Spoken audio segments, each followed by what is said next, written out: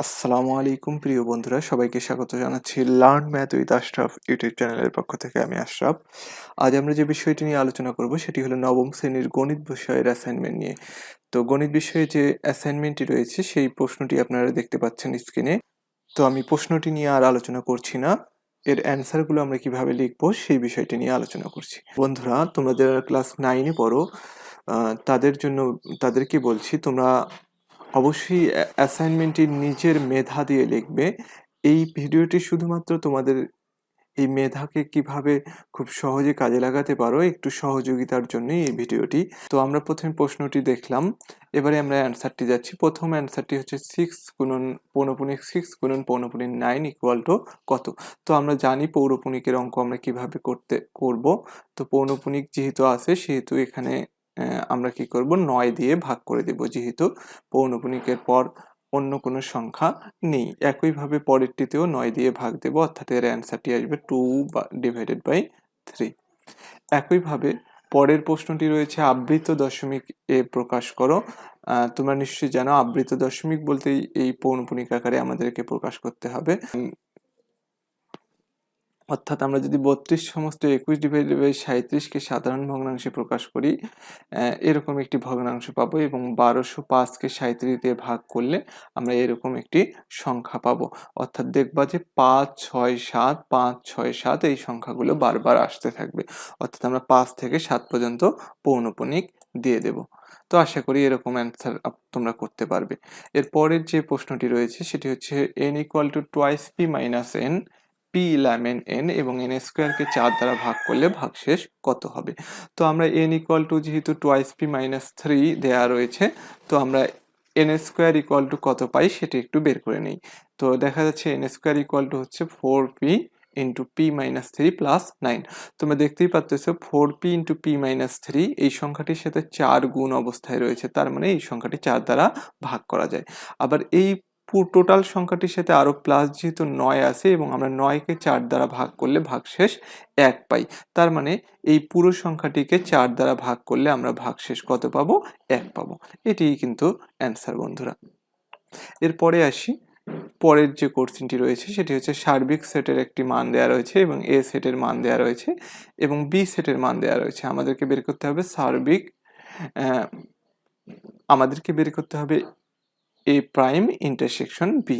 আমরা এ প্রাইমের মান প্রথমে বের করে দিই, সার্বিক থেকে এ বাদ দিলে আমরা জানি এ প্রাইমের মান পেয়ে যাব। তাহলে যে সকল কমন সেট রয়েছে এখানে সেটি বাদ দিয়ে দিই।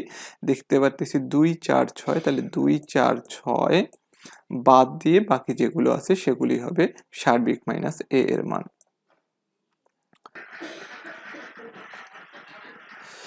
এরপর আমাদেরকে যেটি বের করতে হবে এ প্রাইম ইন্টারসেকশন বি। দুঃখিত বন্ধুরা, বাকি অংশটি করে দেওয়া হয়নি এখানে।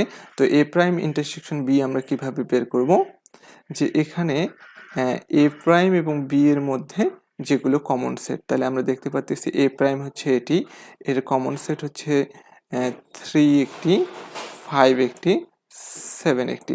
তার মানে এ প্রাইম ইন্টারসেকশন বি হবে 3,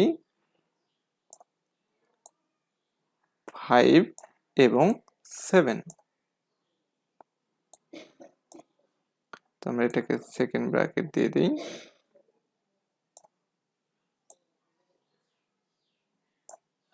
তো আশা করি তোমরা এটা করতে পারবে। এর পরের অঙ্কে আমরা যাই। পরে যেটি দেওয়া ছিল সেটি হচ্ছে x element n such that x square greater than 3 এবং x cube less than equal to 30। তো এটা হলে আমাদের এটিকে কিভাবে একটি সেটের আকারে প্রকাশ করব সেটি চেয়েছে। অর্থাৎ তো এই শর্ত অনুযায়ী যদি আমরা মান বসাই দিই, n যেহেতু x element n, তাহলে n equal to 1 স্বাভাবিক সংখ্যার সেট। তো এই স্বাভাবিক সংখ্যার সেট অনুযায়ী আমরা x এর মান বসাই দিলাম। x এর মান যখন 1 হবে তখন x square equal to 1 into x cube equal to 1, 2 হলে x square equal to 4 এবং x cube equal to 8। তো বন্ধুরা, প্রথম যেটাতে আমরা 1 বসাইছিলাম সেটা কিন্তু দেখো 3 এর থেকে বড় নয়, কিন্তু 30 এর থেকে ছোট। তবে 3 এর থেকে x কিউব এর মান 30 এর থেকে ছোট, কিন্তু 3 এর থেকে বড় নয়, তার মানে এটা আমাদের অ্যান্সার না।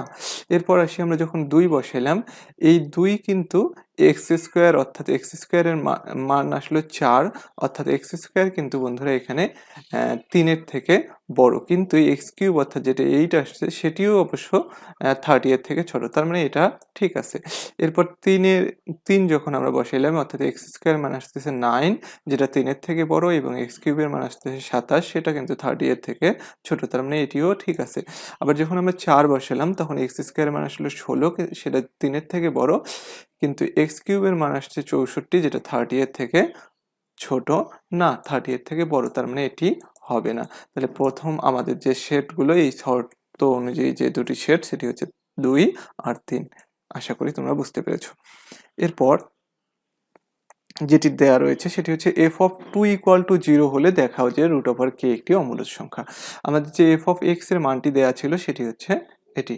তো এখানে আমরা জাস্ট 2 বসাই দেব, অর্থাৎ এফ অফ 2 এর মান আসতেছে যেহেতু 0, আমরা এখানে 0 বসাই দিলাম, অর্থাৎ 4k মাইনাস 12 ইকুয়াল টু 0, অর্থাৎ 4k ইকুয়াল টু 12, অর্থাৎ k এর মান আসতেছে 3।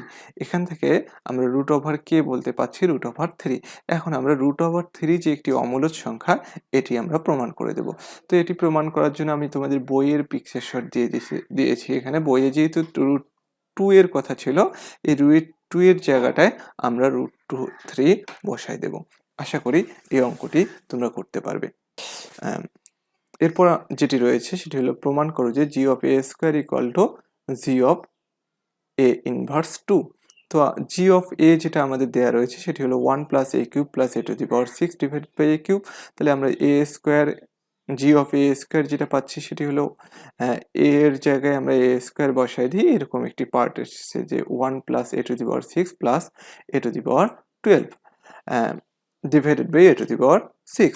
জি অফ এ ইনভার্স 2 এর মান কি আসতেছে, আমরা এ এর জায়গায় এ ইনভার্স 2 বসাই দিলাম, অর্থাৎ এরকম একটি মান আসতেছে। যেহেতু এ ইনভার্সকে আমরা কি করলাম 1 divided by A to the power 6 বানাইলাম, এ ইনভার্স 12 কে আমরা 1 divided by A to the power 12 বানাই দিলাম। তারপর আমরা দেখতে পাচ্ছি যে জি অফ মাইনাস এ স্কোয়ারের যে মানটি জি অফ এ স্কোয়ারের মানটির সমান হয়েছে, অর্থাৎ g of A square equal to G of A inverse 2। তো আশা করি তোমরা বুঝতে পেরেছো। এরপর যেটি রয়েছে এখানে এরকম একটি চিত্র দেয়া রয়েছে পরের যে সৃজনশীলটি, সেখানে বিসি এর দৈর্ঘ্য আমাদেরকে বের করতে হবে, অর্থাৎ এই দৈর্ঘ্যটা আমাদেরকে বের করতে হবে। তো এটা করার জন্য আমরা কি করলাম, ডি থেকে বিসি এর উপর একটা লম্ব আঁকলাম, এর নাম একটা আমরা দিয়ে দিই বি ডি এন। আরেকটি সি থেকে লম্ব আঁকলাম, এর নাম আমরা একটা দিয়ে দিই ডি এম। এখন যেহেতু এখানে দেয়া রয়েছে ডিই ইকুয়াল টু জিই, তার মানে ডিই যেহেতু 5 সেন্টিমিটার, জিই এর মানও কিন্তু বন্ধুরা 5 সেন্টিমিটার হবে। আর এখানে ডি থেকে যেহেতু আমরা জি এর উপর ডিএন লম্ব আঁকছি, তাহলে আমরা কি বলতে পারি, এই যে জিই ডিএন এটি একটি বর্গক্ষেত্র। তাহলে যদি বর্গক্ষেত্র হয় তাহলে আমরা কি বলতে পারি, জিএন আর ডিই পরস্পর সমান, অর্থাৎ এটাও 5 সেন্টিমিটার। এক্ষেত্রে এন হবে এজি মাইনাস জিএন, অর্থাৎ 12 সেন্টিমিটার মাইনাস 5 সেন্টিমিটার, অর্থাৎ 7 সেন্টিমিটার। অপরদিকে সিএন ইকুয়াল টু কি হবে, সিএন ইকুয়াল টু হবে CD plus DN, CD plus DN, অর্থাৎ 5 সেন্টিমিটার প্লাস 7 সেন্টিমিটার, অর্থাৎ 12 সেন্টিমিটার। আবার আমরা যেহেতু সি থেকে এ বি এর উপর সিএম আরেকটি লম্ব আঁকছি, তাহলে আমরা কি বলতে পারি, CN equal to A M equal to 12 centimetre, কারণ আমরা সিএন এর মান 12 সেন্টিমিটার পাইলাম। আবার দেখো এম বি ইকুয়াল টু কি হবে, A B minus A M. তাহলে এ বি বা B A minus A M.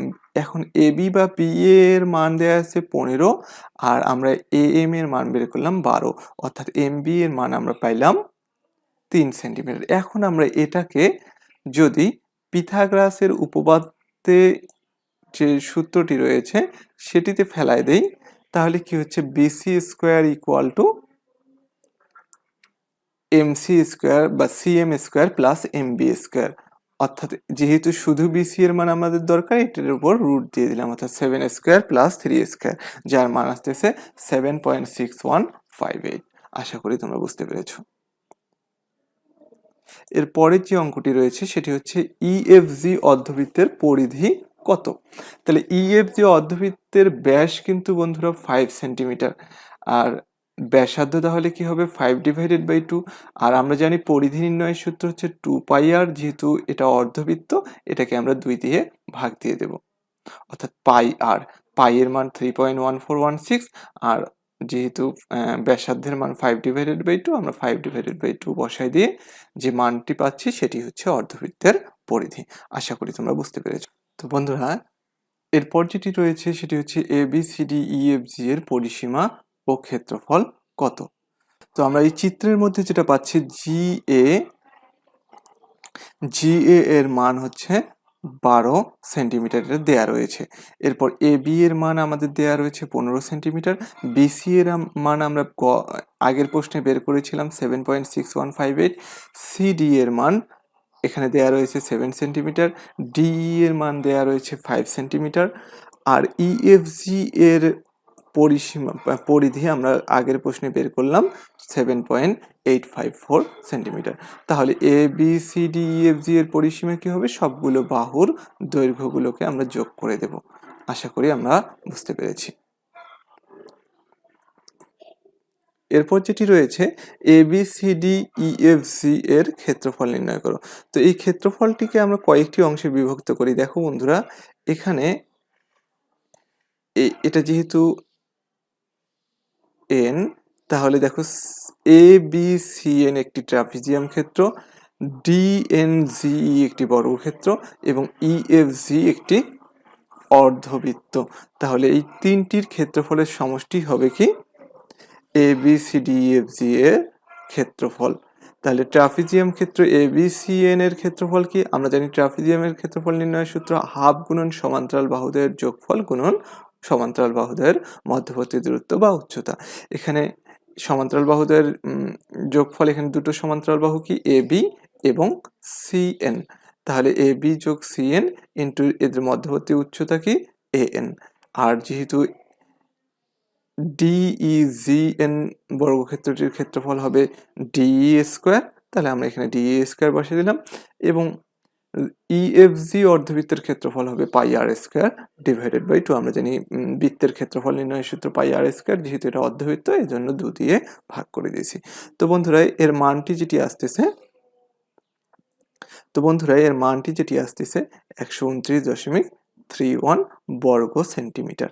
আশা করি তোমরা বুঝতে পেরেছো। তো এরপর যেটি রয়েছে সেটি হচ্ছে একটি সুষম বহুভুজ আমাদের দেয়া রয়েছে। এই বহুভুজে OPQ এর ক্ষেত্রফল আমাদেরকে বের করতে হবে। এখানে একটা জিনিস দেখো বন্ধুরা, এই সুষম বহুভুজের কেন্দ্র থেকে প্রত্যেকটা অংশের দূরত্ব কিন্তু সমান হবে, এবং এই কেন্দ্রটা দেখো 8টি ভাগে বিভক্ত হয়েছে।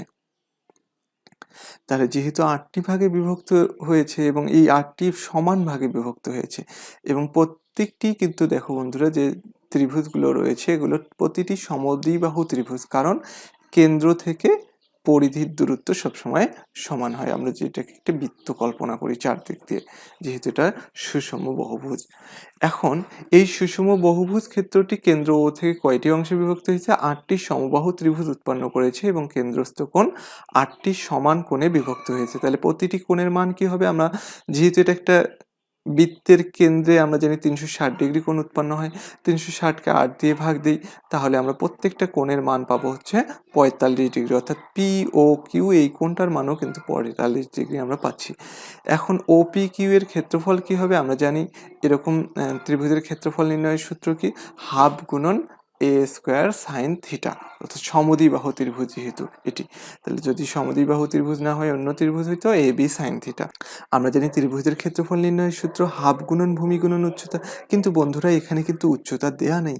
এই উচ্চতাটা বের করার জন্যই আমরা কিন্তু A সাইন থিটার ব্যবহার করেছি। আশা করি তোমরা বুঝতে পেরেছো। তাহলে হাফ গুণন 4 গুণন 4 সাইন 45 ডিগ্রি, অর্থাৎ এর মানটা আসতেছে 5.65 6, 8। আশা করি তোমরা বুঝতে পেরেছো। এর পরের যে প্রশ্নটি রয়েছে বন্ধুরা, সেটি হলো এই সুষম অষ্টভুজটির ক্ষেত্রফল আমাদেরকে বের করতে হবে।